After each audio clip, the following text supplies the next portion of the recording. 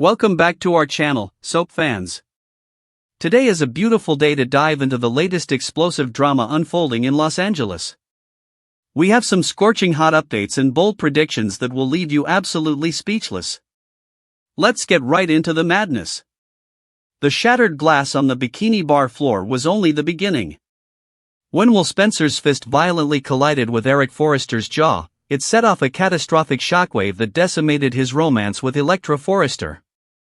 It was an inevitable collision of fate, a violent intersection of toxic family loyalty and high-stakes consequences that left their passionate love story in absolute ruins.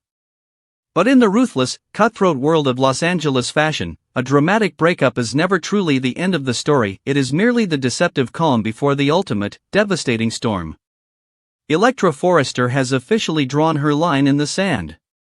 She has walked away from the Spencer heir, visibly horrified by his reckless behavior and the brutal, public assault on her beloved grandfather. She has packed her bags, firmly shut the door on their shared beach house, and declared to the world that she is completely done with Will Spencer. But longtime viewers know that walking away from a fiercely loyal Spencer is never that simple. The magnetic, dangerous pull of their intense romance is already working its dark magic. The bold prediction circulating right now is that Electra is going to deeply, agonizingly regret this breakup, and she will desperately want Will back sooner rather than later. Despite Will's massive flaws, his explosive temper, and his undeniable loyalty to his father's ruthless empire, he just might be Electra's one true love. This is not a fleeting, superficial romance, this is a soul-deep, fiery connection that has survived corporate espionage, family betrayal, and relentless manipulation from outside forces. Electra currently feels like it is time to walk away permanently to protect her own sanity and her family's legacy. But shaking her intense, visceral feelings for Will is going to be downright impossible. The longer Electra and Will are forced apart, the more excruciating the physical and emotional distance will become. She can try to bury herself in her jewelry designs at Forrester Creations. She can try to pretend that the Spencer heir is nothing more than a painful, distant memory. But every single time she closes her eyes, she will see his face. True love in Los Angeles rarely plays by the rules, and Electra's undeniable love for Will is a ticking time bomb. It will inevitably win out in the end, forcing her to realize that a life without his fiery passion is a life she simply cannot endure. The chemistry between Will and Electra is not something that can be erased by a single, chaotic bar brawl. It is a consuming passion that has defined their every interaction. They have fought for each other, they have defied their powerful families for each other, and they have shared moments of profound intimacy that simply cannot be replicated with anyone else. Electra may be putting on a brave face right now, projecting an aura of righteous indignation, but behind closed doors, the silence of her empty room is deafening. The absence of Will's touch, his voice, his fierce protection, it is a massive void that no amount of Forrester couture can ever fill. Then comes the suffocating reality of the Forrester family dynamic. Ridge Forrester has proclaimed a total, uncompromising ban on Forrester and Spencer intermingling. Eric Forrester is issuing ruthless divorce ultimatums to his own wife over Spencer loyalties.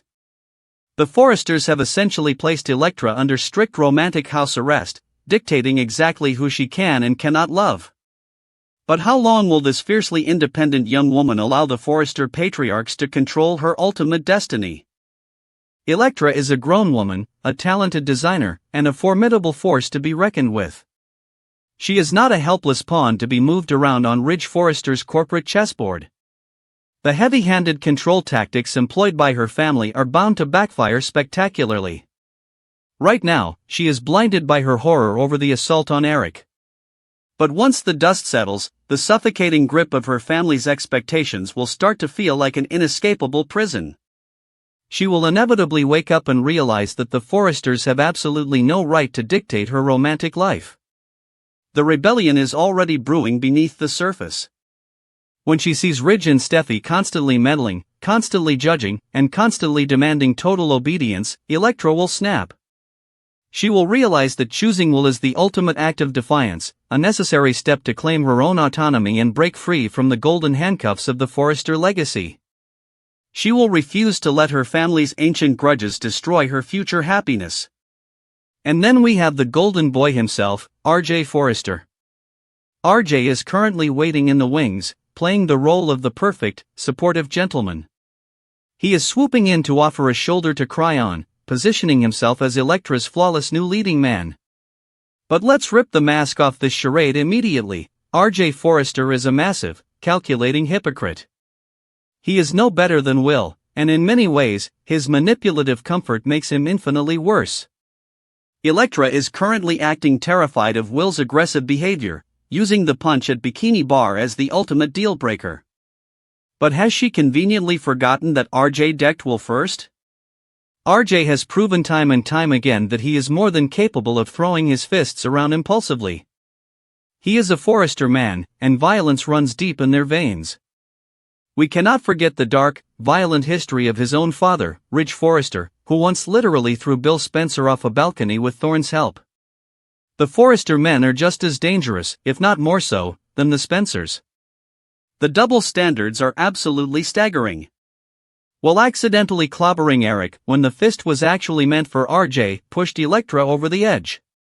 But RJ will inevitably continue to make aggressive, territorial moves of his own. The golden boy facade will crack. RJ's possessive nature and his own violent tendencies will soon surface, showing Electra that Will was not the monster her family painted him to be. When RJ's true colors are exposed, Electra will realize she traded a fiercely loyal Spencer for a hypocritical Forrester. RJ Forrester is parading around Forrester Creations like a conquering hero, acting as if he is the moral superior in this twisted love triangle. But let's look at the cold, hard facts. RJ is a master manipulator, using Will's devastating downfall to slide perfectly into Electra's orbit. He whispers sweet nothings, he offers a comforting embrace, but beneath the charming smile lies a ruthless opportunist. RJ's hypocrisy is staggering, and it is only a matter of time before his own aggressive, possessive nature rears its ugly head. When RJ inevitably crosses the line, when his own violent temper explodes under pressure, Electra's eyes will finally be open to the massive mistake she has made. But the most explosive, devastating reason Electra will regret this breakup involves the ultimate romantic betrayal. Melissa Dillon is currently circling a vulnerable, heartbroken Will Spencer like a predator smelling blood in the water. Dillon has made her intentions crystal clear. She is not just offering a friendly ear, she is offering a complete, passionate surrender. And Will, crushed by Electra's rejection and fueled by a night of heavy drinking, is dangerously close to caving into her relentless seduction. Dillon is perfectly positioned to capture Will's shattered heart. She is playing the supportive best friend, the safe harbor in the middle of a raging emotional storm. While Electra is hiding behind the walls of the Forrester mansion, Dillon is at the beach house, pouring the drinks, lowering Will's defenses, and moving in for the kill. Will is spiraling, desperate for comfort, and Dillon is more than willing to provide it in the most intimate, unforgettable way possible. Picture the scene at the Spencer Beach House. The lights are dim, the whiskey is flowing, and Will is completely shattered. Dillon is not just offering a shoulder to cry on, she is executing a masterclass in seduction. She knows exactly what to say, exactly how to touch his arm, exactly how to make him feel like the most important man in the world. She is capitalizing on his immense grief, weaving a web of comfort and desire that Will is currently too blind and too broken to resist. Every drink they share, every lingering glance, pushes Will closer to the edge of a passionate surrender that will change the landscape of this show forever. Imagine the sheer, unadulterated jealousy that will consume Electra when she realizes another woman has taken her rightful place. Seeing Will genuinely fall hard for Dillon will be a catastrophic blow to Electra's ego and her heart. The green-eyed monster will awaken with a terrifying vengeance. Electra will be forced to watch the man she secretly still loves build a new life, a new romance, and a new passionate connection with someone else. She will have to witness Dillon parading around town on Will's arm, claiming the love that was supposed to belong to Electra. This jealous misery will be the ultimate catalyst. It will completely shatter Electra's stubborn pride and force her to confront the agonizing truth: she made a monumental, unforgivable mistake. The sight of Will smiling at Dillon, the rumors of their steamy nights at the beach house, the realization that she threw away her soulmate over a petty family feud, it will drive Electra to the absolute brink of insanity. She will be left drowning in regret, desperate to undo the massive damage she has caused. Electra Forrester is on a direct collision course with heartbreak of her own making. She will resolve to win, will back down the road, to fight tooth and nail for the love she so foolishly discarded. But the million-dollar question remains, will she be too late? If Will has already surrendered his heart and his body to Melissa Dillon, Electra's desperate attempt at a reunion could trigger the most explosive, destructive love triangle this soap has seen in years. The battle lines have been drawn, but the war for Will Spencer's heart is only just beginning. Electra's journey from self-righteous anger to jealous, desperate regret is going to be a spectacular descent into madness. The Forrester family can try to build a fortress around her, they can issue ultimatums and bans, but they cannot protect her from the agonizing pain of a broken heart. The upcoming episodes are guaranteed to deliver scorching drama, shocking betrayals, and a romantic reckoning that will leave Los Angeles trembling. Electra's regret is not a matter of if, but when. And when that dam breaks, the fallout will be absolutely legendary. Will Electra fight for Will before Dillon claims him forever, or is this tragic romance doomed? Next. The live feed broadcasts to millions across the globe. But instead of a triumphant return to high-fashion glory, the patriarch of the Forrester empire is steering his legacy straight into a catastrophic, inevitable collision with fate. Eric Forrester is unraveling right before our very eyes, and the high-stakes consequences of his unhinged behavior are about to pull two powerful dynasties into an absolute bloodbath. This is no longer just a corporate rivalry over hemlines and runway models. This is the tragic, highly public destruction of a fashion titan, and the fallout is going to be spectacularly devastating for everyone caught in the crossfire. The highly anticipated Forrester Creations couture launch was supposed to be the ultimate comeback story. Ridge Forrester and Steffi Forrester meticulously planned a controlled, live-streamed event to avoid the unpredictable chaos of an in-person press gaggle. They thought they could tightly manage the narrative. They thought they could protect the brand from any rogue elements. They were completely, disastrously wrong. The moment a reporter dangled the bait, asking a simple question about Logan designs, Eric Forrester took that bait and swallowed the hook entirely. He did not just answer the question, he detonated a nuclear bomb on his own company's reputation in real time. Eric's face flushed a dangerous shade of red, his carefully crafted composure shattered into a million pieces, and he launched into a vicious, unhinged rant that left the entire fashion world picking their jaws up off the floor. Thievery! Eric screamed into the hot microphone, his voice trembling with a terrifying mix of blind rage and absolute delusion. He publicly branded Katie Logan and Hope Logan as tacky thieves who maliciously stole Forrester's thunder. He accused them of corporate espionage and moral bankruptcy on a live feed watched by millions. Off-camera, Ridge and Steffi stood paralyzed in absolute horror, watching their beloved patriarch torch millions of dollars in brand equity in a matter of seconds. Ridge eventually had to physically intervene, sprinting across the set to drag his screaming father away from the microphone, but the damage was already permanently etched into the digital stratosphere. The internet never forgets, and Eric Forrester just handed his absolute worst enemies the ultimate viral weapon.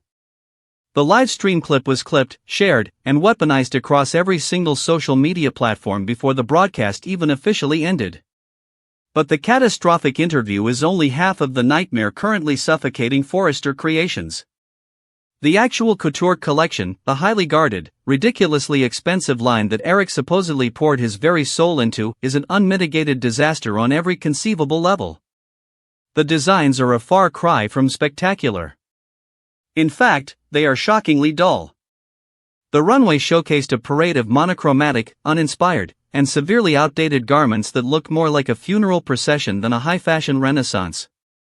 This is the most expensive collection Forrester Creations has ever produced in its history, and the critical consensus is a resounding, deafening yawn.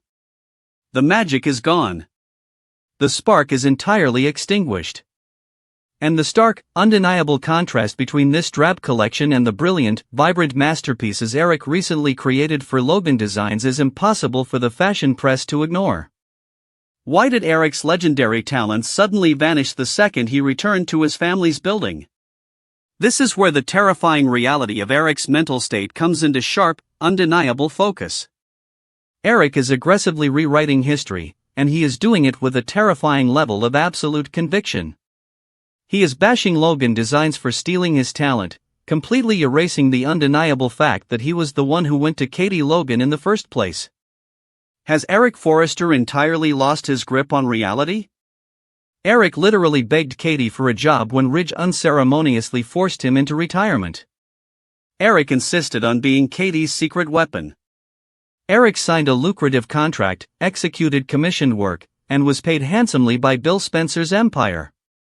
He was not kidnapped in the dead of night. He was not coerced into a sweatshop. He was a willing, eager participant who used Logan designs to stroke his deeply bruised ego. Now, he is acting like a helpless victim of a grand Spencer conspiracy, and fans are seriously questioning his cognitive stability as he spins these wild, baseless lies. This terrifying delusion extends directly to Hope Logan's situation. Eric is screaming from the rooftops that Katie maliciously lured Hope away, stealing her from the Forrester fold like a thief in the night. This is another blatant, undeniable fabrication born from a fractured mind. Hope Logan walked away on her own 2 feet. How long was she supposed to sit in the shadows while Steffi and Ridge repeatedly shelved the Hope for the future line? Hope was sidelined, disrespected, and creatively suffocated at Forrester Creations for months. Katie and Liam Spencer simply offered her a lifeline, a better deal, a fresh start, and the professional respect she desperately craved. Hope went to Katie just like Eric did, but Eric's declining mind refuses to process this objective reality. He is projecting his own immense guilt and deep-seated insecurities onto the Logans, twisting the narrative to paint himself as the martyred king of Los Angeles fashion. Across town, the Spencer war machine is operating at maximum, lethal efficiency. Bill Spencer is having the absolute best day of his entire life. He is not just watching the Forrester empire burn, he is gleefully roasting marshmallows over the towering flames. Bill orchestrated this entire media trap from the very beginning. He knew exactly which buttons to push, and he knew Eric's massive, fragile ego would inevitably implode on a live broadcast if provoked. Bill is now gleefully weaponizing the fallout, sitting in his sprawling office and showing Katie the endless stream of viral memes mocking Eric's temper tantrum. Public sentiment has swung entirely, overwhelmingly in Logan's favor. People love an underdog, and Eric's nasty, life-filled tirade just turned Katie into the ultimate sympathetic heroine of the fashion industry. The free publicity generated by Eric's meltdown is worth tens of millions of dollars, and Bill Spencer didn't have to spend a single dime to get it. Katie is initially devastated and humiliated by Eric's harsh words, shedding tears over the man she once respected, but Bill is quickly making her realize the immense power she now holds. The public is firmly on Team Logan. They view Eric as a bitter, fading old man who has completely lost his touch. The Spencer empire is mobilizing to crush Forrester once and for all, capitalizing on every single mistake Eric continues to make. But the tragedy of Eric Forrester is not confined to the boardroom, the runway, or the broadcast studio. The mental decline is manifesting in highly dangerous, physical ways that threaten to end his life. The simmering tension between the rival families finally boiled over in a catastrophic, violent clash at the neon-lit bikini bar. Will Spencer, already a ticking time bomb of explosive anger and resentment, found himself face-to-face with a highly antagonistic R.J. Forrester. R.J., riding high on his own arrogance and desperate to defend his grandfather's tarnished honor, refused to back down from a fight. The two young men, fueled by raging testosterone, bitter jealousy over Electra Forrester, and deep-seated family hatred, began a vicious, escalating shoving match. It was a chaotic, dangerous fight that belonged strictly to the younger generation. It was a clash of titans that Eric Forrester had absolutely no business stepping into. Yet, Eric, driven by a dangerous mix of stubborn pride and a complete, terrifying lack of situational awareness, wedged his frail body directly between Will and R.J. He barked aggressive orders, demanding Will step down, insulting the young man and calling him a sleazy Spencer right to his face. Will, intoxicated by blind rage and the chaotic atmosphere of the bar, sneered at Eric. He called the legendary patriarch an old man and flat-out refused to be policed by a Forrester in a public venue. R.J.'s fury ignited at the disrespect, and the physical altercation escalated to a point of absolute no return. Fists began to fly in the crowded bar. Will unleashed a brutal, devastating swing intended to shatter RJ's jaw and end the fight instantly. But in a horrifying, tragic twist of fate, the punch completely missed its intended target. The heavy, sickening thud echoed over the pulsing music of the bikini bar as Will's fist collided squarely with Eric Forrester's face. The patriarch of the Forrester empire crumpled to the sticky floor like a broken mannequin. Electra Forrester screamed in absolute, blood-curdling terror, dropping to her knees beside the fallen legend. RJ froze in pure shock, his eyes wide with disbelief. Will stared at his own trembling hands, the crushing reality of his violent actions crashing down upon him in real time. Eric Forrester, a man in his 80s who has survived multiple severe health scares, was left battered, bruised, and unconscious on the floor of a nightclub. This was the ultimate, tragic consequence of a man who point-blank refuses to accept his own physical and mental limitations. Eric directly endangered his own life by jumping into a violent, unpredictable brawl between men who are decades younger and vastly stronger than him. He picked a fight that was never his to fight, and he paid the ultimate physical price for his rapidly declining judgment.